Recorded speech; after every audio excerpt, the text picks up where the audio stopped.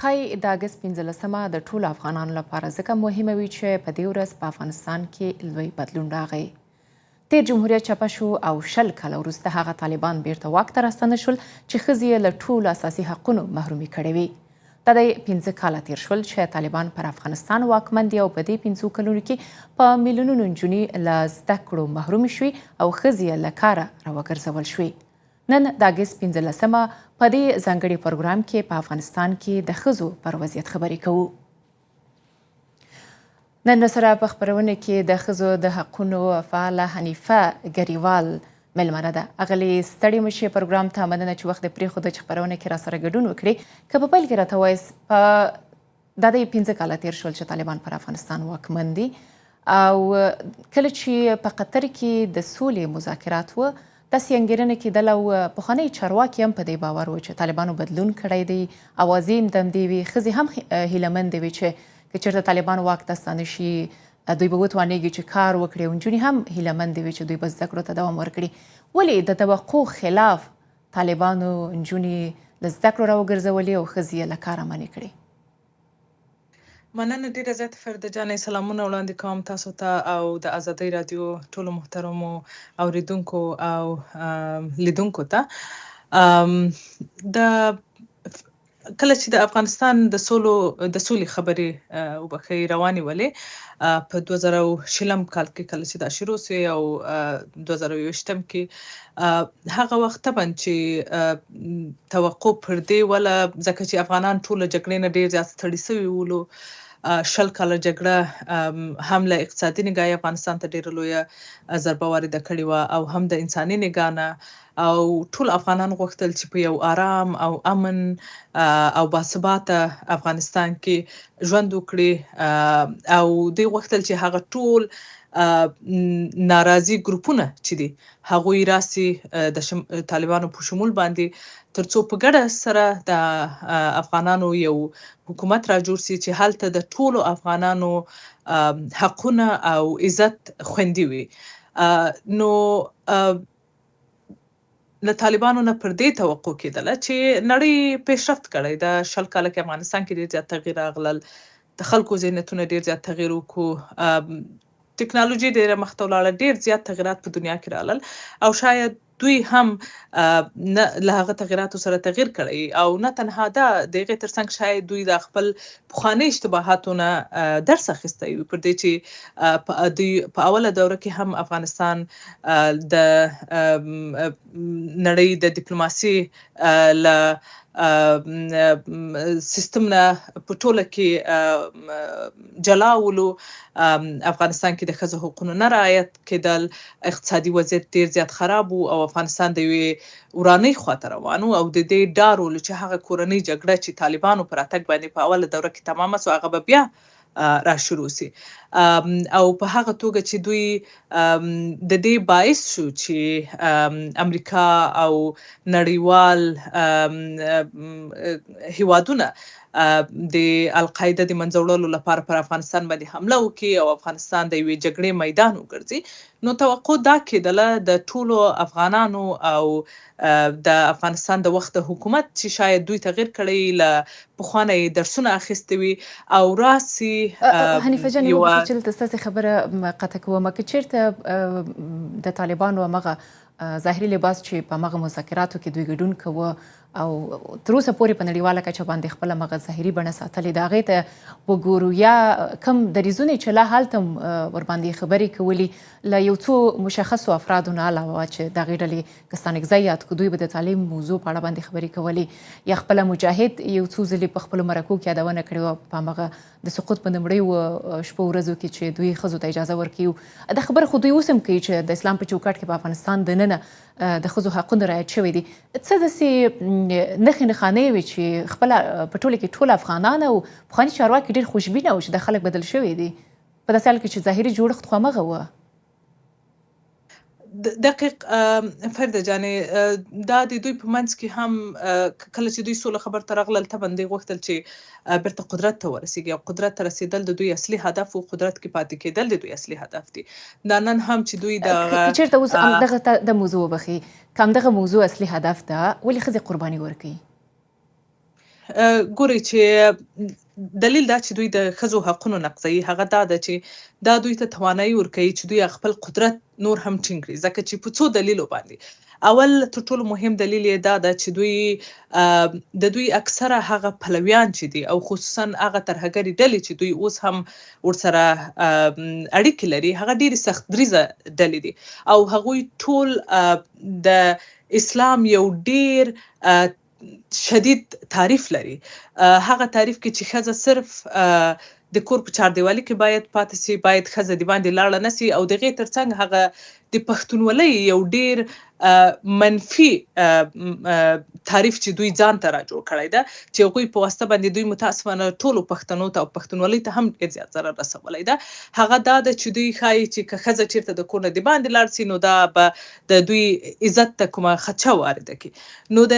دې ټولو دلایلو په اساس باندې او دا چې دوی غواړي چې خپل دغه قدرت ته ادامه ورکړي او دا قدرت دوی هر کله هغه وخت ادامه ورکولی سي چې دوی وکولی سي نور هم عسکر ولري او د مکتبونو او د سواد بندول هغه اساسي لاره ده دوی ته، ځکه چې دوی نه تنها د نجونو مکتبونه بند کړي بلکې دوی د هغه د الکانو تعلیم باندې هم ډېر زیات موارد دغسې رامنځته کړي، ډېر زیات هغه تغییرات یې راوستي دي چې هغه هیڅ چاته کومک نه کوي چې مثلا یو ښه او موډرنه د نن ورځې په اساس په اساساتو برابر هغه تعلیم ترلاسه کړي دوی. که تاسو له هلکانو سره هم خبرې وکړئ نن سبا په داخل د افغانستان کې ټول وایي چې درسي سیستم ډېر زیات ګډوډ سیستم ده او اکثرا مضامین هغه دیني مضامین دي. که په دې اړه ته وایاست په ټوله کې که څه هم طالبان هڅه کوي چې په افغانستان کې هغه بنسټیز اصول بدل کړي یا د دوی هدف دا ده چې اسلام پالې ډلې په افغانستان کې دې ته وده ورکړي، دا په ځلونو دا تور پاکستان پر طالبانو پورې کوي، وایي چې دوی اسلام پالې ډلې پالي، هغوی ته د مرکزونو ورکړي دي په افغانستان دننه. طالبانو بیا دا خبره بیرته رد کړې ده، وایي چې نه داسې څه خبره په افغانستان کې نشته ده. خو په ټوله کې د دغه ډول وضعیت چې دننه په افغانستان کې رامنځته شوی دی که د دوی هدف د اسلامي ډلو روزل دي یا دې ته لاره برابرول دي چې خلک بې سواده کړي او بالاخره یې وجنګي، د دې بیه ښځې ورکوي. په دې کې عام افغانان هم په دغه موضوع باندې اوس چپه خوله دي. پخوا به یو نیم مظاهرې کېدلې، خلک به راپورته کېدل، د تعلیم غوښتنه به یې کوله یا د ښځو د حقونو فعالانې چې وي یو څه فعالې وي او دغه موضوع راپورته کړې وه په نړیواله کچه باندې، دغه غږونه هم خاموشه شوي دي. د دې علت څه ده؟ فرد جانې افغان ښځو غږونه نه دي خاموش، البته اوس هم دوی ادامه ورکوي خپلو دادخواهیانو ته هم په نړیواله کچه او هم په داخل د افغانستان کې، البته په هغه واضح شکل چې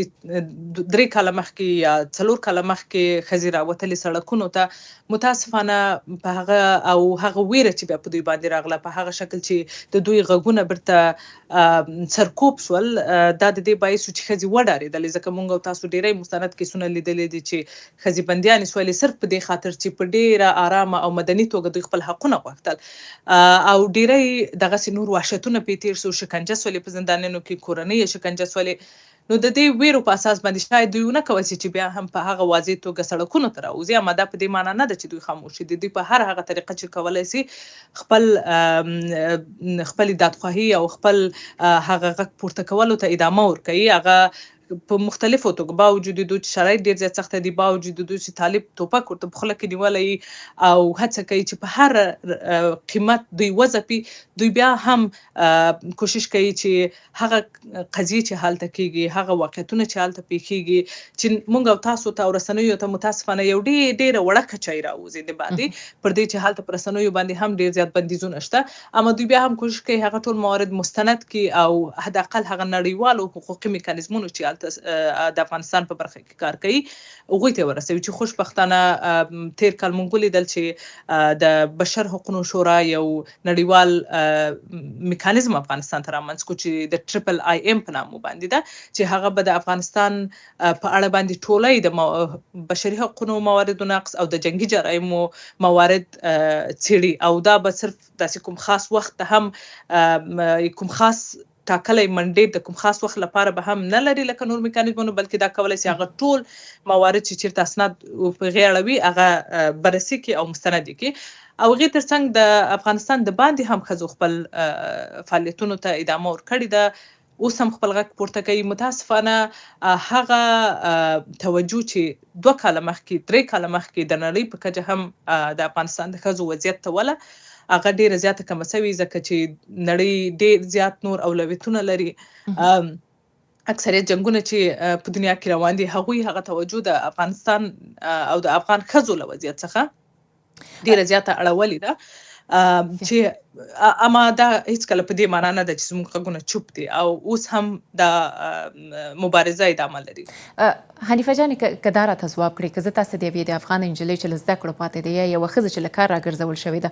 د هغې وضعیت شریکم، کیدای شي د هغې ښځې لپاره دا مهمه نه وي چې نړیوال څه کوي یا د افغانستان دننه اوس څه روان دي یا بهر میشتې افغانې ښځې د دوی لپاره څه کوي. دا به مهمه وي د هغې لپاره چې د زده کړو وخت یې تېرېږي، کلونه یې ضایع کېږي او په ښځې باندې اقتصادي فشارونه دي ځکه زیاتره ښځې د کورنۍ بار پورته کوي، هغه مالي ستونزې پخوا حلولې چې اوس په کورونو باندې ناستې دي. په ټوله کې تاسې څه فکر کوئ حل لار چېرته ده د دغه ستونزو چې طالب سره یو څوک کینی ورسره د دغه نجونو او د دغه ښځو ستونزې شریکې کړي؟ فکر کوئ کلي خپله د افغانانو لاس کې ده یا له بهر نه باید کوم فشار په دغې ډلې باندې وارد شي چې دغه ستونزه د افغانستان او د افغانو ښځو حل شي؟ زه فکر کوم دا په ډیری کې د افغانانو خپله داخلي مسله ده او موږ افغانان باید کوشش وکړو چې خپله دې مسلې ته حل پیدا کړو. طالبانو باندې اوس هم باید فشار ډیر وي د خپل افغانانو لخوا باندې ځکه چې طالب همیشه دا بهانه راوړي چې خارجيانو ته البته همیشه دا خبره کوي چې دا زموږ داخلي مسله ده او تاسو زموږ په داخلي مسایلو کې مداخله مه کوئ. ګرچې دا اصلا په دې معنا نه ده چې نړۍ باید په دې بحث کې چوپ پاتې شي ځکه چې نړۍ په تیر 20 کاله په افغانستان کې دوی خپله دا جګړه پیل کړه د همدې په نامه باندې چې د ښځو حقونه باید بیرته ورکول شي او د همدې په نامه باندې چې یوه تشدد طلبه ډله چې طالبان دي هغه له منځه یوړل شي او نړۍ په خپل دې دواړو اهدافو کې ناکامه پاتې شوله او دوی بیرته راغلل هماغه طالبان په افغانستان باندې حاکم کړل او دوی د دې په اړه باندې مسؤلیت لري پر دې چې دوی همیشه په افغانستان کې داخل اوسېدلي دي او د افغانستان مسله دواړه اړخونه لري. دا موږ دا منو، موږ افغانان ټول باید دا ومنو چې موږ افغانان خپل هم د خپل هیواد په مقابل کې د خپل اجتماعي وضعیت د تغییر په برخه کې ډیر زیات مهم رول لرو او چوپ باید پاتې نسو، آرام باید کېننو او دې ته منتظر ونه اوسو چې یا امریکا یو بل کوم نړیوال قدرت راسي او موږ ته یو بل تغییر رامنځته کړي. دا مسله که چیرته نړۍ نن ناسي طالب ایسته هم کړي اما که هغه زموږ خپل د دې مسلې د حل په خاطر کارونه کو، خپل په دې باندې کارونه کو چې د نجونو زده کړې څومره زیاتې مهمه دي نه تنها د نجونو خپل ژوند ته بلکې د افغانستان د اقتصادي وضعیت د ودې ورکولو لپاره. نو حنیفه جانې ستاسې هدف دغه چې خپل افغانان وکړي کوم افغانان دي؟ هغه افغانان چې د افغانستان دننه دي یا هغه افغانان چې له افغانستانه بهر دي؟ ځکه کوم بهر میشتي افغانان چې دي دوی زیاتره د جګړو په اړه باندې خبرې کوي یا داسې جبهې لا د مخه رامنځته شوي دي چې په افغانستان کې د جګړو ادا کوي خو هلته عام افغانان بیا په دې جګړو کې وژل کېږي. ستاسې هدف کوم افغانان دي او آیا په ځوانانو کې بیا دا انرژي وینئ یا داسې څوک شته چې په هغې باندې خلک حساب وکړي چې ورباندې راټول شوی چې دا کس کولی شي بدلون راولي یا دا یو ډله د خلکو کولی شي چې دوی بدلون راولي؟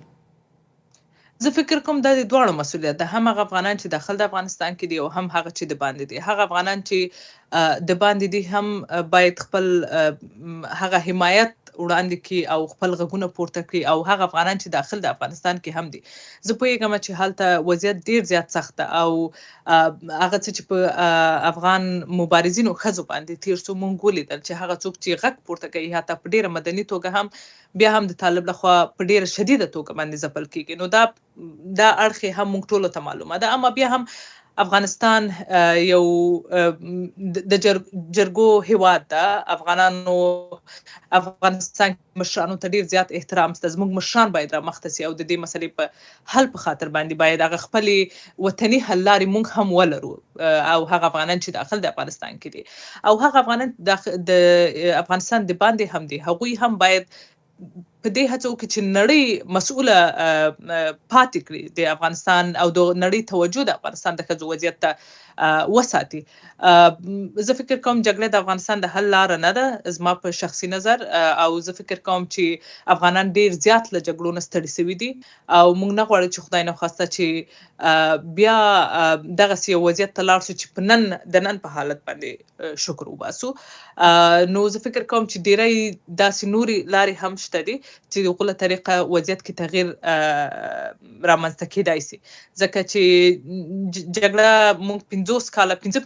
کېږي چې د جګړو تجربه لرو او جګړو هم افغانستان ته هیڅ کومه ښه ورځ نه ده راوړې ده. نو زه مطمئن یم چې بیا به هم جګړې موږ یو بلې ورانۍ خواته یو بلې بدبختۍ خواته ښکیل کړي او دا به کوم مثبت تغییر په افغانستان کې رانولي. نو زما په نظر دا ډیره زیاته مهمه ده چې اول کې خو طالبان مسؤل دي د دې وضعیت او دوی باید د افغانستان د فعلي حاکمینو په توګه باندې چې دوی ادعا لري چې موږ حاکمیت لرو په افغانستان کې، نو دوی باید کوشش وکړي چې د خلکو په منځ کې خپل مشروعیت ترلاسه کړي. که تر څو دوی خلکو منځ کې مشروعیت ترلاسه نه کړي، دوی نشي کولی چې د خپل قدرت ته هم ادامه ورکړي. او که دوی په همدې توګه باندې مخته ولاړ سي، شاید افغانستان کې د جګړې امکان هم واوسي، ځکه چې یو وخت کې خلک تر یو حده پورې حوصله لري او تر یو حده پورې کولی سي چې منتظر پاتې سي چې شاید دوی هغه څه چې وایي واقعا هغه خپلو خبرو باندې عمل وکړي. 15 کاله کېږي چې موږ مختلفې بهانې اورو، نه پوهېږم چې کله وایي چې د ښځو د مکتب یونیفورم جوړېږي، کله وایي چې تعلیمي نصاب باندې کار کوي، کله چې یو حکومت دومره ضعیفه وي چې په 15 کالو کې ونسي کوای چې یو د مکتب یو یونیفورم دوی تنظیم کړي یا وکوای شي چې تعلیمي نصاب جوړ کړي او هغه کې تغییر راولي. نو دوی به څنګه کولی شي چې افغانستان په دې ډیره مغلقه نړیواله سناریو کې افغانستان ته مشروعیت ترلاسه کړي او افغانانو ته یو آرام او سوکاله ژوند رامنځته کړي. نو په ټوله کې زه فکر کوم د ټولو افغانانو هدف باید دا وي چې افغانستان کې سوله راشي، امن راشي او ټول خلک په دغسې یو فضا کې ژوند وکړي چې هلته دوی عزت خوندي وي، د دوی حقونه خوندي وي، او د دې لپاره باید موږ ټول هڅه وکړو.